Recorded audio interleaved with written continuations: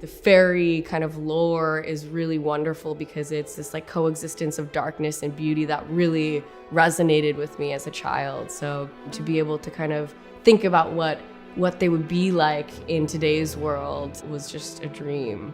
The Watchers are the tricks that your mind can play with you, the addiction that you wish you could drop, the obsession that you wish you could let go of. There's always a place for the fairy tale, you know, even in the modern world. Like all those notions of monsters come from a fear of the unknown. The beautiful part about fairy tales and stuff is the darkness underneath it. And Al really reminded me of all of that by making it a genre piece. It's just got all of the ingredients it needs to be the perfect horror.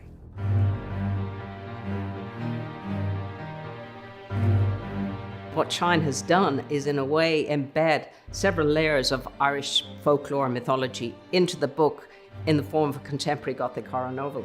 The Watchers came to me through Steve Dembitzer, who's also an executive producer on the project. I was told that I had to read it right away. I remember reading it, and I couldn't put it down. Then I picked up the phone and I called Ashwin over at Blinding Edge. I had known Knight and we'd wanted to find something to work on together, and I pitched him the book. I had a click idea. I said, oh my God, you know, Ishana, she has a slight fantasy bent in her interests. I went, this is just an amazing book for her if she was interested, because she was starting to write her own first movie. And then she read it and she fell in love. But it's just a wonderful, structured book, and it's so visual, and then it unravels into this massive kind of thing that just begs you to kind of think about how the worlds look and what the characters look like. One of the things ultimately that I find magical about making movies is finding the right actor. These 4 actors needed to steal every scene they're in. And we felt that with all of the roles, this kind of magic lightning bolt thing that was happening here, which is very special. We began the casting process. One of the departures that we had from the book, Ishana wanted a character that she could have be even further away from her family. She wanted to turn that character into an American. Building Mina was kind of an interesting process because I think she didn't really exist in full until we began shooting. Yeah, Dakota was kind of the one name in my mind for Mina. She kind of brought this whole level of kind of texture and just who she is, which is this effortless, cool girl. What is that? What are they doing? Applause. For you, Mina. We meet Mina at sort of a crossroads in her life. You find out very quickly that she's lost her mother and is sort of isolated from her family, and it almost feels like a kind of hibernation. She's sort of isolated and alone and moving through the world and figuring something out. And so I could see that in the character, and in speaking to Ishana, I think we both could relate to that. Ishana, she's got a beautiful painterly way of working. Her and Eli, the frames are painterly. It's a very non-formulaic way of filming, which I really, really like. Eli, we had watched his movie Lamb, which is just a beautiful movie and so kind of elegantly straddles the line of reality and fantasy as well. He's just like the loveliest human being and loves the art form, and I think in many ways we're both very classical and kind of want to approach the medium in a classical way. And he's just an elegant artist, and you can feel that in everything he does, and he's done more with this world than I thought was possible. The look of the film is really grounded. The adventures that come at the characters is from otherworldly kind of positions, but what happens to them is very, very kind of concrete in their lives. So the approach was always very, very serious in terms of the look and feel. It should feel real. Do not turn your back to the mirror. Do not open the door after dark. Do not go near the burrows. Always stay in the light. I just knew that the production design of The Watchers was going to be exceptional. Ishana is maniacal about these things, what it feels like, what it looks like. She found the most perfect person in Ferdia.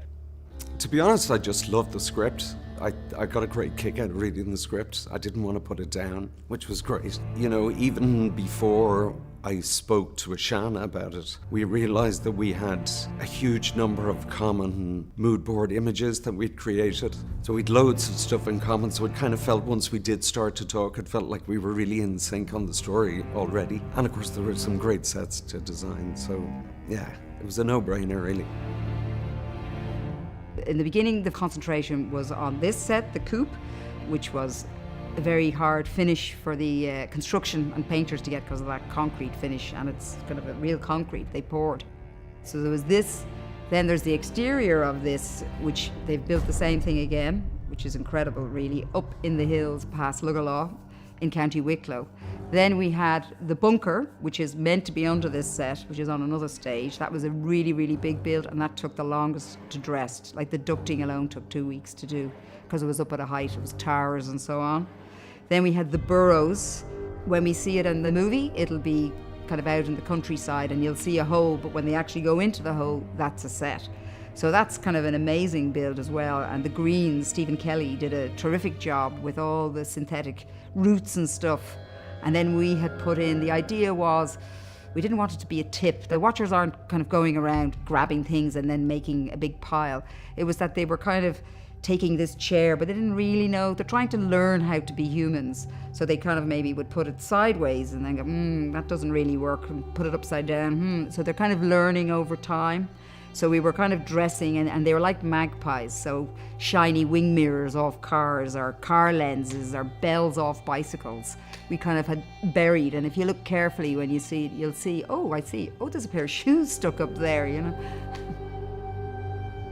Scouting the forest was one of the most rigorous parts of the process. With the different forest locations, they searched high and low for a lot of forests. We've ended up here in Balnastow Woods in County Wicklow. There is a very unique mixture of dead trees that haven't been felled or harvested, and it's created a really eerie atmosphere in here. Anyone feels it when they walk into these woods. You feel it immediately. It's just incredibly striking and is full of these very stoic, kind of dark, dead trees. Like literally you can touch the trees and they crumble in your hands. And the second we stepped into that forest, we were like, okay, this is it. We've got our hero location here, and then we could build kind of everything else around that. This location, actually, our designer, Freddie Murphy, came up with. It was great to feel that Ireland had that diversity of look that could offer to the film. The fact that the movie is set in Ireland and it has Irish folklore at its base, we never even blinked. We were going to shoot this in Ireland the whole time. Al's book feels very specific in the way that he depicts the world, and particularly Galway. And anyone who talks to him knows how much he loves Galway, so it just felt that the best way to honor his story was to come shoot it where he had envisioned it. And it's so trippy that we shot our bar scene in the bar that he wrote the book, and like passing by the seat that he wrote the book in, and it's just, it feels very kind of spiritually full circle there. I mean, I'll be honest, I'm falling in love with Dublin and Ireland.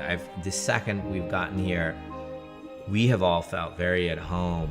Making a movie here, the crew has been so supportive, and this Ireland and Dublin will always be where Ashana became a filmmaker. This experience has been unreal and so beautiful for me. There's like a certain alchemy about the wonderful people that have come together to make this real.